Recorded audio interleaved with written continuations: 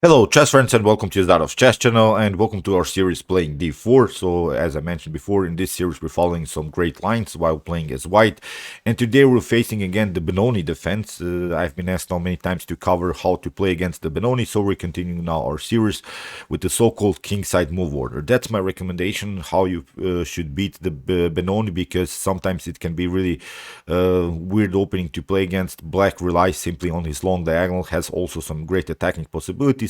So I think the Kingside Move Order allows us really to be flexible, be more flexible than in the usual Benoni setups. As I mentioned in my previous video, in which I've covered one of my games, we're not playing the move c4. That's very important to recognize in the Kingside Move Order, because we can accomplish the same things without the move c4. We can still have the flexibility in some occasions if the position allows it to play the move c3. I will explain, of course, what's all about. Today I wanted to show you really an instructive gameplay by Jonathan Spielman, and he played here with the white pieces, and I think he applied the most important principles of the Kingside Move Order. So let's check out what's all about and how you should play against the Benoni. So d4, knight to f6. We're playing knight to f3. Again, I'm pointing you out, we're not playing the move c4. So if you want to get a better understanding of this particular video, please watch the previous video of my how to beat the Benoni series. Here we're not playing the move c4 because we want to have, as I said, the flexibility to play a different move order. So here c5, black goes into a normal Benoni setup. We play the move d5, and now comes g6. Now comes the Kingside Move Order move, sort of. It's the move knight to c3. We're still can play the move e4, getting our pawn central control, and still we can block the queenside with the a4 a5 moves. So we're still controlling the b5 square. So in the game, bishop to g7, we have e4, and now d6. So now comes really important move, bishop to a5, bishop to b5, attacking the king. After bishop to d7, we can play the move a4, and this move, this setup, this move knight to c3, bishop to b5, and a4 are blocking a little bit black's progress here with the move a6 b5. It's a very important thing to recognize, because black relies, as I always like to say, simply on his long diagonal and on his queenside attack with a6 b5. So this setup, knight to c3, bishop to b5, a4, is preventing that idea. It's a very flexible idea, because we still haven't played the move c4, and in some occasions you see that the black knight is trying to remaneuver here to d4. So that's why we still have the flexibility to protect our weak d4 square with a potential c3 move. So in the game, castling was played castling, and now knight to a6. This is the line that we're analyzing today. So the line is very tricky, because you don't want to take bishop take a6 is not an option here, because after b takes a6, rook to b8 will happen, and again I think black has a comfortable game. Black will maneuver maybe the knight here to e8, maybe then to c7, will attack your weak pawn, and will have a powerful attack on the b file. Will build probably maybe rook to b8, rook to b6, maybe getting this other rook into the game, and we're attacking simply our weak b2 pawn. Although this b2 pawn is protected, but you don't want to have, of course, your bishop simply stuck to the protection of one particular pawn. We want to play freely with our bishop, so that's why opening the b file, I think it's not a good choice. So that's why here, after the move knight to a6, this is the most important move to recognize. And the rook to e1. What's the idea about this move? Because from this square knight to a6, black will try sometimes the move knight to c7 and attack your bishop on b5. So here, that's exactly what happened, knight to c7, and we have now still the opportunity to stay with our bishop here on this long diagonal. I think it's a very nice idea. First of all, what we can notice, after a potential bishop to e2, it's not so good, because we have lost the connection a little bit between the rook and the pawn on e4. We want to have the protection of the e4, because in the Benoni setups, our e4 pawn can be sometimes really an object of black's attack. So that's why bishop to f1, we're staying still on this diagonal. We haven't lost any bishop's activity here, but we have also still the connection, the very nice protection of the e4 pawn. Now, in some occasions, we can create even a pawn breakthrough motif with the move e5. The rook is supporting that move. We can maybe play bishop to f4, further make progress, further attack the e5 square. So that's why I think the main goal of the Benoni is simply an e5 pawn breakthrough. So In the game, bishop to g4 was played, and that's, I think, one of the most played lines by black, this bishop to g4, and we should simply kick it away. h3, bishop to f3, queen to f3. Okay, what we can notice, maybe our light square bishop is of course here very well placed, but here if you try to remaneuver and attack maybe the king side, it doesn't bring you so much, because as I mentioned, we have troubles with the e4 pawn. Now we cannot play our common e5 pawn breakthrough motif, so black has solved, I think, one position problems, but still it's a very risky choice, I think, in this particular positions, to give up the bishop pair in an early stage of the game. Here e6 was played by Spielman's opponent, but now bishop to g5, and here h6, bishop to h4, here e5. I think now to get the bishop into the game is very important. We can also maybe maneuver it to f4. It's also a very interesting idea, attacking the d6 square, but I think with the move e6, black has really weakened here a little bit the connection. The queen is a little bit pinned here to the defense of the knight on f6, and that's very important. Black will many times, you see, play the move e6. It's a common Benoni move. What black wants to do after potential, for instance, you could maybe make a positional mistake, d takes e6, and now the knight can come into the game, but I think we can even take with f takes e6, and black will search now for d5 pawn breakthrough motifs, and the most important thing is here to recognize that the f file is open, so there are also some discovered attacks maybe by the rook on the queen. So that's why I think bishop to g5 is the most aggressive line. You see, the queen is a little bit stuck here to the defense of the knight. The queen cannot play freely, and I think it's a good plan.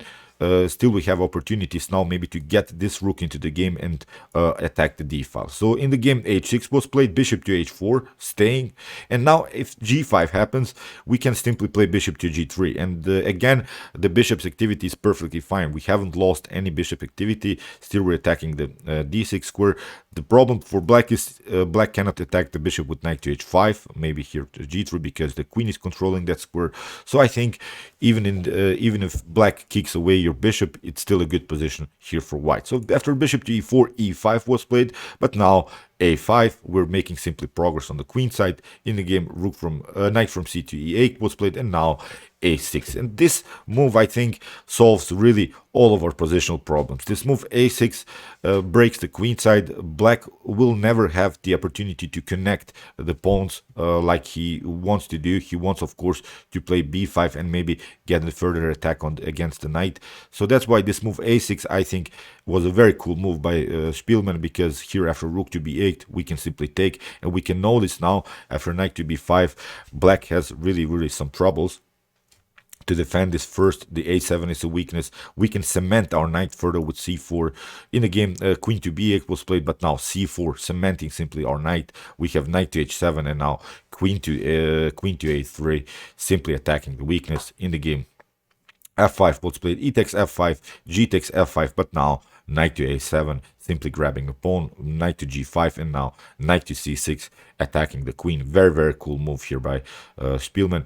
You can maybe escape with the queen, but you have lost simply your progress here, and still an outposted knight on e4 can maybe be kicked away with f3. So black will have troubles to get this knight somehow into the game. You see the knight's a little bit loose on the board. I think in such an open game now, finally, even our light square bishop can breathe a little bit. This bishop can maybe come to d3, because black has opened the position in front of the king with the move f5, g takes f5. So still we have, I think, opportunities to find good squares all over the board.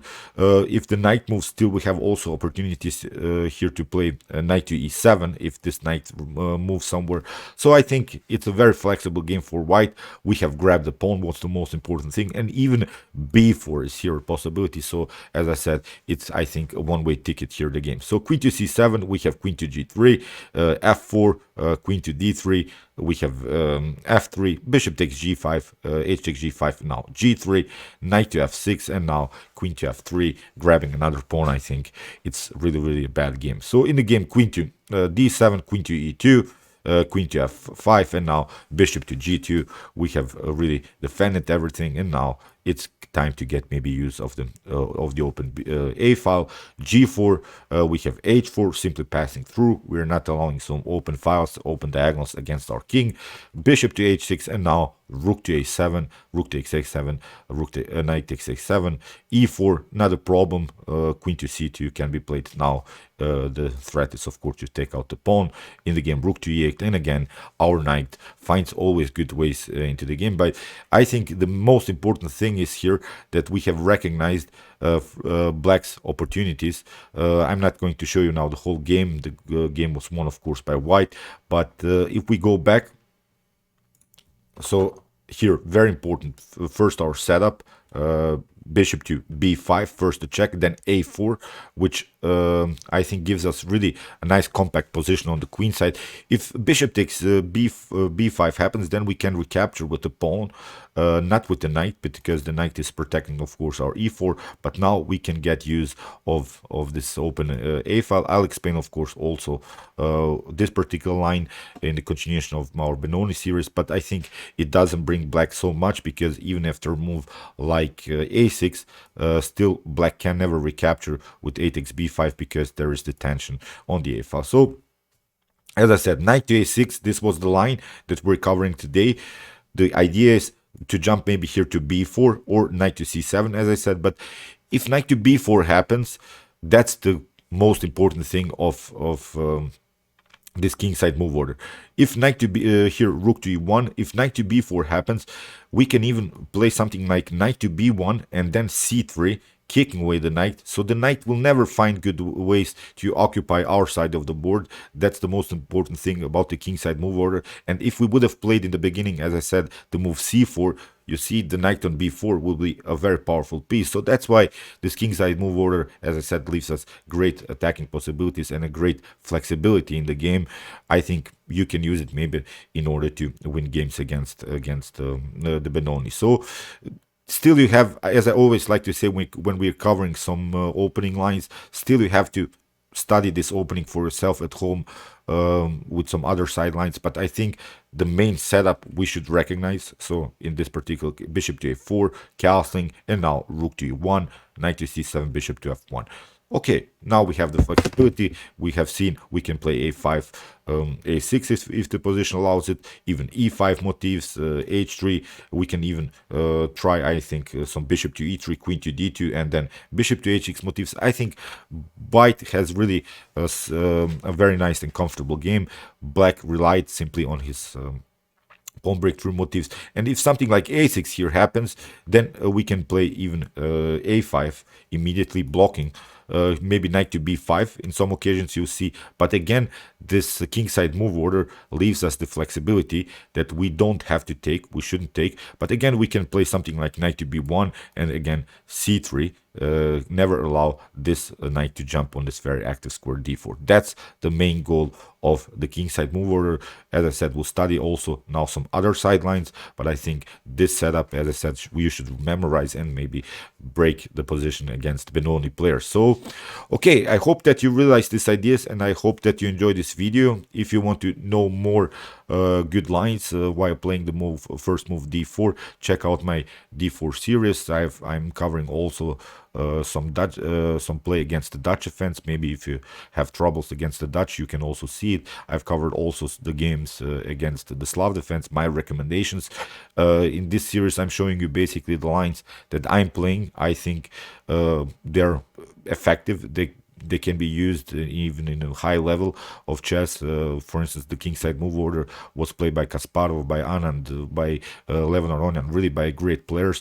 So it's, I think, a very nice and effective weapon against black setup. So okay, I hope that you enjoyed this video. Meanwhile, you can watch my d4 series if you want to know more good lines. And if you have troubles while playing as black, check out my King's Indian, Nimzo Indian, and Hyper Accelerated Dragon Sicilian Defense series, in which I show you effective ways how to play as black against e4 and d4. And if you like this content, you can also subscribe to my channel. See you soon with some more videos, and chess is the best, of course.